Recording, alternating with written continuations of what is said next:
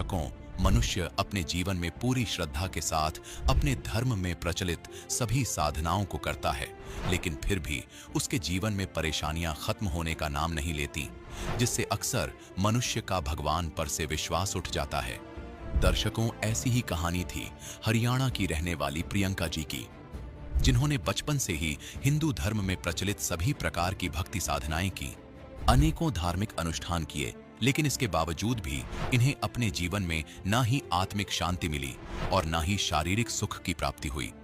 लेकिन दर्शकों, आज प्रियंका जी का कहना है कि जब से मैंने संत रामपाल जी महाराज द्वारा बताई गई आदि सनातनी भक्ति को अपनाया है और अपने धर्म में परंपरागत प्रचलित भक्ति को त्यागा है, तब से मेरा जीवन पूर्णतः बदल गया है।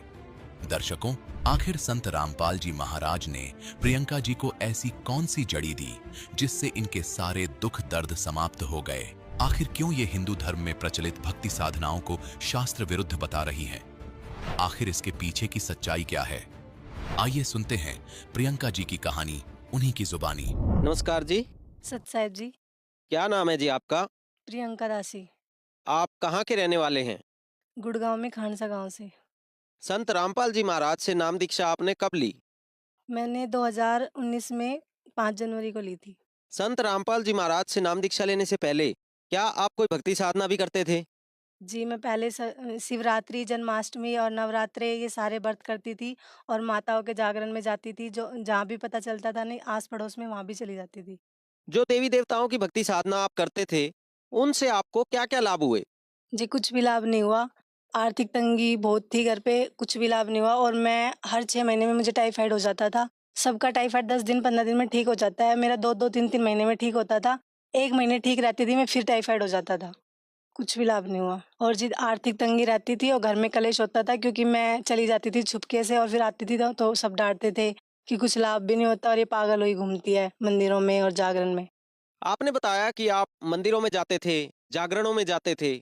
उस भक्ति से आपको कोई लाभ नहीं हो रहा था। घर में क्लेश रहता था, आर्थिक तंगी भी थी, आप खुद बीमार रहते थे। तो इन सब परिस्थितियों के बीच आपको संत रामपाल जी महाराज की जानकारी कहाँ से मिली? वैसे तो मेरे घर में पापा जी और मेरा छोटा भाई है ना, संत रामपाल जी महाराज के शिष्य थे, लेकिन मैं उनकी मानती नहीं थी, सुनती नहीं थी, क्योंकि मुझे जो डांस वगैरह और जागरण में जाना, नाचना ये सब बहुत पसंद था और मेरे ताऊ का लड़का है बड़ा, वो भी भगत है, मैं उसकी भी नहीं मानती थी। फिर मैंने एक बार गुरुजी को ना चैलेंज किया था, क्योंकि कहीं न कहीं मेरे मन में था कि भगवान तो कुछ करेंगे नहीं, तो इनको ही वो किया। तो एक बार है ना हमारा ऑटो चोरी हो गया था सुबह 4 बजे के आस-पास, 3 से 4 बजे के बीच। तो मेरे पापा के पास, पापा के जो दोस्त है भगत जी है वो भी, उनका कॉल आया कि भाई आज बड़ी जल्दी ऑटो पे चला गया। पापा कह रहे हैं मैं तो घर हूँ। जाके देखा ऑटो नहीं था वहाँ पे, मतलब हमारा ऑटो चोरी हो गया था। आस-पास में कैमरे लगे हुए थे, कैमरे में देखा तो कैमरे में भी नहीं आया। हमें 5-6 बजे पता चला, पापा आके बोले कि ऑटो चोरी हो गया। अब मैं उस टाइम पे, मतलब हमारी आर्थिक स्थिति ना बहुत खराब थी। मैं ये सोच रही थी कि अगर मैं और मेरी मम्मी मिलके जोड़ेंगे, एक ऑटो निकलवाएँगे तो भी कम से कम हमें 1 साल लगेगा। 1 साल में हम पैसे जोड़ेंगे तो फिर हम खाएँगे क्या? तो इतना कह के मैं ना बर्तन धोने चली गई। तो पापा और भाई बोले चलो एक राउंड और लगा के आते हैं। और संत रामपाल जी महाराज का जो हमारे घर में मंदिर है ना, उस मंदिर के सामने मैं बोली कि अगर आप सच में भगवान हो तो आज हमारा ऑटो मिल जाना चाहिए, क्योंकि मेरे मन में ये था कि अब तो मिलेगा ही नहीं, जब कैमरे में नहीं आया, किसी ने देखा ही नहीं है, तो अब क्या मिलेगा? अगर आप सच में भगवान हो तो आज ऑटो मिल जाना चाहिए, नहीं मैं तो ज़िंदगी भर विश्वास करूँगी नहीं। इतना कह के मैं बर्तन धोने चली गई और बर्तन धोते-धोते मैं बहुत रोई थी, मतलब उस टाइम पे बता नहीं सकती कि मैं कितनी रोई थी, कि टेंशन थी कि अब क्या होएगा, कैसे करेंगे, कुछ नहीं समझ में आ रहा।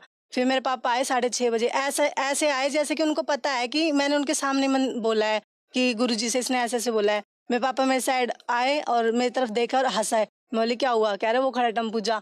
फिर मैंने बाद में सिर्फ अपने छोटे भाई को बताया था कि साहिल मैंने तो ऐसे-ऐसे गुरुजी के सामने बोला था और ऑटो मिल गया और मैं तो ये सब नहीं छोड़ सकती भई, डांस वांस करना। जब फिर मेरे भाई ने मुझे समझाया, एक बुक दी ज्ञान गंगा, वो पढ़ी और फिर मैंने 2-3 दिन बाद ही नाम ले लिया था। आपने बताया कि संत रामपाल जी महाराज से नाम दीक्षा लेने से पहले ही आपने संत रामपाल जी महाराज को एक चैलेंज दिया, जो संत रामपाल जी महाराज ने आपका चैलेंज एक्सेप्ट करके आपको लाभ दे दिया। आपके घर से एक टेम्पू चोरी हुआ था, वो आपके पिताजी को वापस मिल गया। उसके बाद आपने संत रामपाल जी महाराज से नाम दीक्षा ली। तो क्या संत रामपाल जी से नाम दीक्षा लेने के बाद आपको कोई अन्य लाभ भी प्राप्त हुए? जी, लाभ तो मुझे बहुत बहुत ज़्यादा हुए हैं, लेकिन उसमें से एक है जो कि मुझे जीवन दान मिला है। किसी ने मेरा हाथ देख के ये बोला था कि ये लड़की सिर्फ़ 1 साल की है तो उस टाइम के बाद है ना हमें बहुत टेंशन हो गई थी कि इसने क्लियर ही बोल दिया कि ये लड़की सिर्फ 1 साल की है। फिर वो ऑटो का चैलेंज दिया था मैंने गुरुजी को, फिर मैंने नाम ही ले लिया। जैसे ही उन्होंने जो बताया था उसके 1 साल होने ही वाला था, अक्टूबर में दिवाली के 1-2 दिन पहले मेरे किसी ने बाल काट लिए थे इतने 2.5 से 3 इंच के। और ये जब भी सबको पता चला, मेरे रिश्तेदारों को, अड़ोसी-पड़ोसी को, सबने तरह-तरह की बातें बनाई थी कि अब ये होगा, वो होगा। और घर भी बन रहा था हमारा, तो ये घर अच्छा नहीं बन रहा, शुभ नहीं बन रहा, और कहाँ लड़की को भेज रही है, लड़की को भी नाम दिला दिया और ये ऐसी है, वैसे है।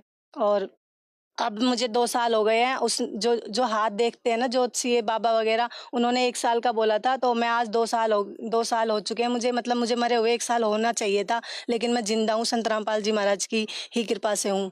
उनकी बताई गई जो साधना है उसको करके और मुझे ये लाभ हुआ है। उसके बाद हमारी जो आर्थिक स्थिति थी बहुत खराब थी। हमारा सिर्फ 1 कमरा था। गर्मी सर्दी में तो निकाल लेते थे जैसे तैसे, लेकिन बारिश के मौसम में जब बारिश आती है ना तो कीड़े से होते हैं। हम है ना, मैं उनको देख के बेड पे बैठी रहती थी और रोती रहती थी। एक छोटा सा किचन ऊपर था, अगर मैंने खाना बना लिया, बारिश आ गई, जब तक वो बारिश रुकती नहीं थी ना, जब तक मैं नीचे लेके नहीं आ सकती थी। आती तो या तो छतरी लेके, फिर मैं छतरी पकड़ूं, खाना पकड़ूं, या जीना पकड़ूं। जीना लोहे का था। आज हमारे 3 कमरे हैं और 1 किचन है। ये भी बहुत बड़ा लाभ हुआ है। मुझे हर 6 महीने में टाइफाइड होता था, हर 6 महीने में। और 2021 से 2023 तक मैंने ब्लड टेस्ट 3 बार करवा लिया है। आज मैं रिपोर्ट लाना भूल गई। मुझे आज तक ना टाइफाइड हुआ है, ना फीवर हुआ है। आपने बताया कि संत रामपाल जी महाराज से नाम दीक्षा लेने के बाद आपको शारीरिक आर्थिक लाभ हुए और आपको जीवन दान भी संत रामपाल जी महाराज ने दिया। तो आज लाखों करोड़ों लोग आपको सुन रहे हैं, आप उनको क्या संदेश देना चाहेंगे?